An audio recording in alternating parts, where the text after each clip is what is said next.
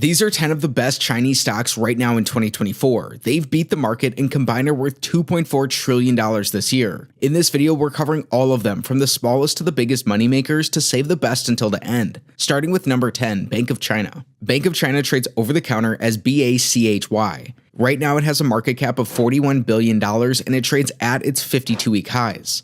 These are up more than 50% from their 52-week lows. Bank of China is the fourth biggest bank in the world by total assets. It was publicly listed in China and Hong Kong in 2006. In that time, for shareholders, its stock price hasn't done much, but it does pay over a 6% dividend yield today. Their valuations look quite good, although the company is trading at the high end of its sales in the last 10 years. Right now, a GF value comes in at only $7.70 for the company. Why is this the case? A lot of this has to do with the stock's lack of performance in its past and the fear for the Chinese property market going forward. There are pretty muted expectations on this business in the future. That could mean this is right, or it could spell opportunity. It's up to you to dig in and learn more. All 10 Chinese companies we're looking at today are market leaders. They're deeply entrenched, high-quality businesses that make a lot of money. With big investors like Michael Burry and David Tepper buying at multi-year lows, Chinese stocks could be a big investment right now. Remember though, this video isn't financial advice. It's not a buy or sell recommendation of any security. Use common sense and do what's right for you.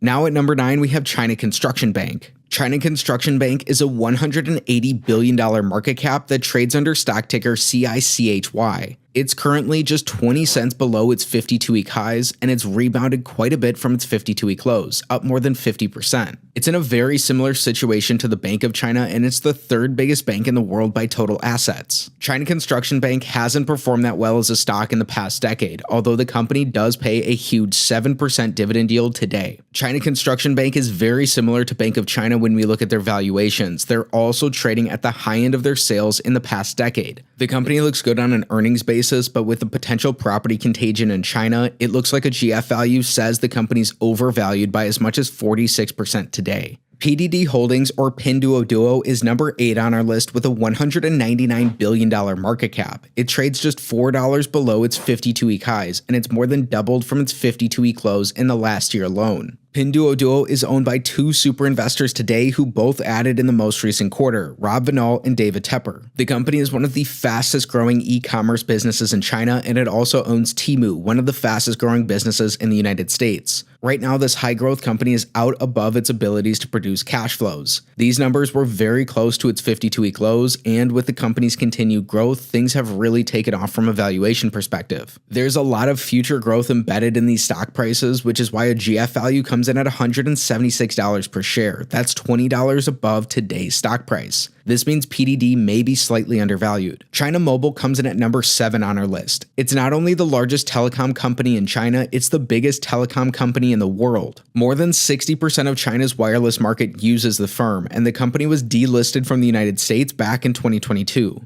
At that time, the company switched its primary listing to Hong Kong. They have both Class A and Class H shares.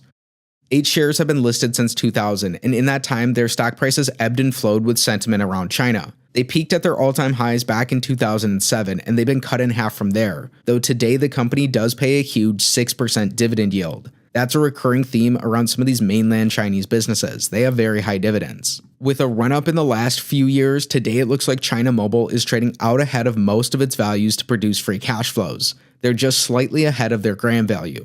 There's a wide gap in coverage for this stock after its US delisting. Still, a GF value today only comes in at around $44 per share, which is almost $25 below its current stock price. China Mobile may be overvalued. After its delisting, no super investors own the business, but it was briefly owned by Howard Marks and Lee Ainsley back in 2017 and 2019. Agricultural Bank of China is number 6 on our list, and it's the second largest bank in the world by total assets. The Chinese banking sector has very few but very large banks that have tended to trade together in the last couple of decades. Since 2013, Agricultural Bank of China is down 22%. Right now, a 7.35% dividend yield does help make up for some of this. Its valuation metrics look very similar to the other 2 Chinese banks we've covered so far. A GF value is very similar to the other companies we've looked at as well. It looks like Agricultural Bank of China may be overvalued by as much as 50% today. Now at number 5, we have one of the most controversial stocks in the entire market. It's Alibaba, which today is a $222 billion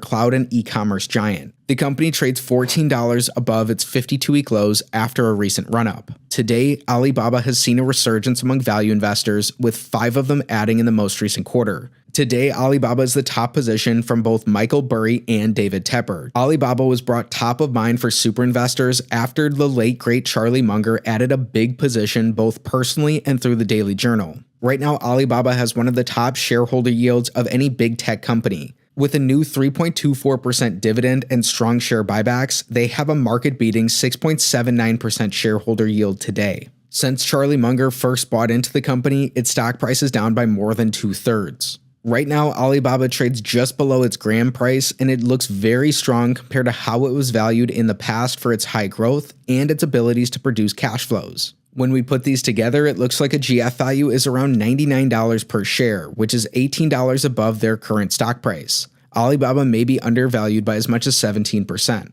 The 4th stock on our list is a company Warren Buffett has had some history with in the past. It's PetroChina. PetroChina is China's biggest oil and natural gas producer, and it's also a company that was delisted back in 2022. PetroChina today is a $247 billion company that trades at its 52-week highs. From its lows at the end of 2020, the company is up more than 4 times. With a big increase in its stock price, they also pay a huge 6.36% dividend yield today. Free cash flows, not earnings, are most important for oil companies, so they're coming in just below their projected free cash flows and at the high end of where they've traded for their sales in the past 10 years. With Buffett's history in the business, he bought in at a discount to its intrinsic value back in the early 2000s and sold his entire position by the 3rd quarter of 2007, right before the global financial crisis. 3rd on our list is the Industrial and Commercial Bank of China, which is the biggest bank in the world by total assets. It's China's largest bank by scale, lending share, and deposits.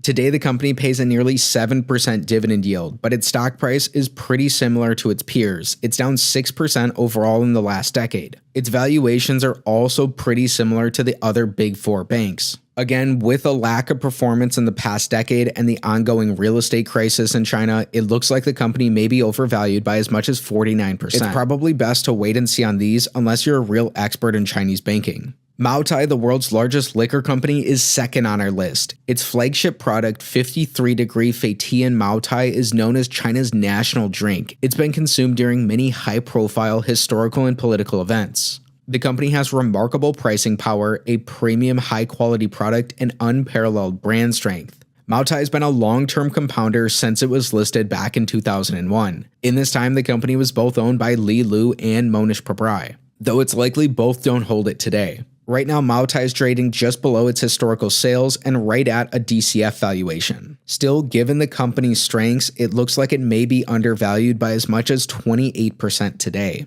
If you want an even faster way to screen, check this out.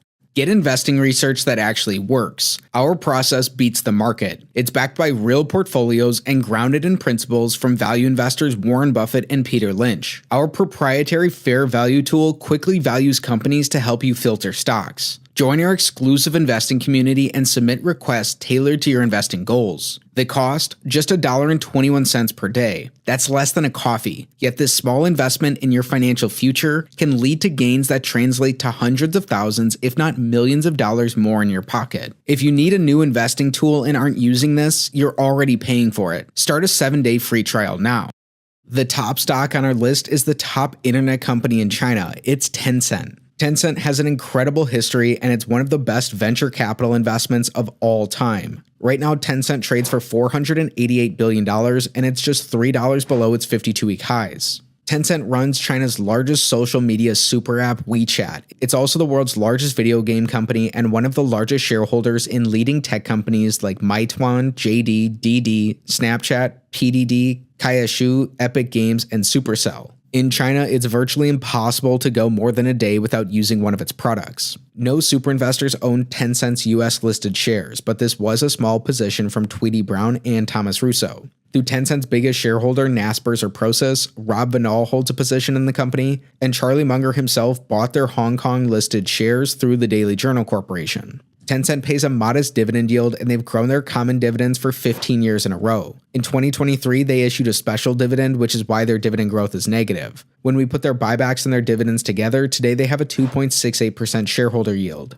Right now, Tencent's valuations look somewhat split. They're trading way below their historical multiples and well below their projected free cash flow growth, but it looks like they're trading above their abilities to generate cash flows today. From its highs back in 2021, the company is still down 50%. Tencent holds a lot of stock investments that can skew their earnings from quarter to quarter. That's part of the reason a GF value is only around $40 per share. What companies do you want me to look at more in depth? Let me know in the comments below. To learn about more market opportunities, watch the next video and check out our investing tools.